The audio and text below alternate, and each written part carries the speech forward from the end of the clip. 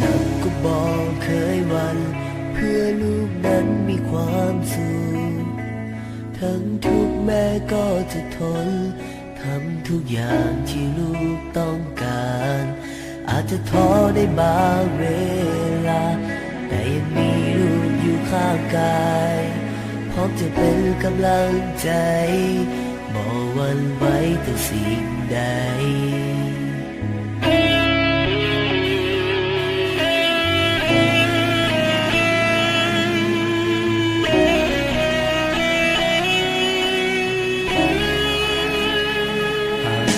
อาทิตย์ยังส่องแสงอยู่ก็พร้อมที่จะต่อสู้ยังมีลมหายใจลูกจะอยู่เคียงข้างเสมอดังนกน้อยที่เลิกบินมีแม่นั้นบินข้างกายบินลอยขึ้นไปสู่กลางเมฆ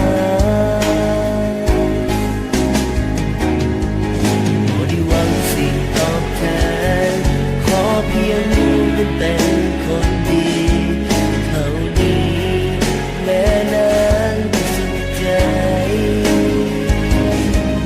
บอกคำอธิบายพาคุณแม่นั้นยิ่งใหญ่ให้รู้จักกวานบุกทะเลก็คงบ่พอบ่อาจจะลืมภาพคุณที่เลี้ยงลูกมาเป็นคนดีลูกขอกับโลกตั้งแม่บ่ได้คิดอันตันอยู่หัวบุญคุณแม่นั้นเหนือกว่าสิ่งใด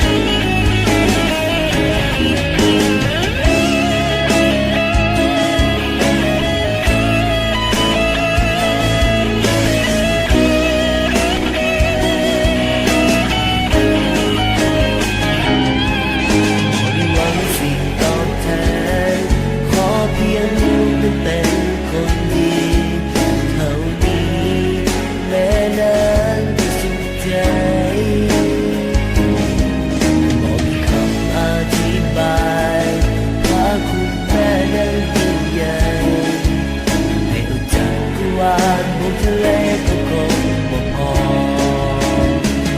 บ่อาจจะลืมภาพคุณที่เลี้ยงลูกมาจนใหญ่โตสั่งสอนให้เป็นคนดีลูกขอกับโลกตั้งแม่บ่ได้คิดอันตันอยู่หัวบุญคุณแม่นั้นบ่อาจยิ่งใด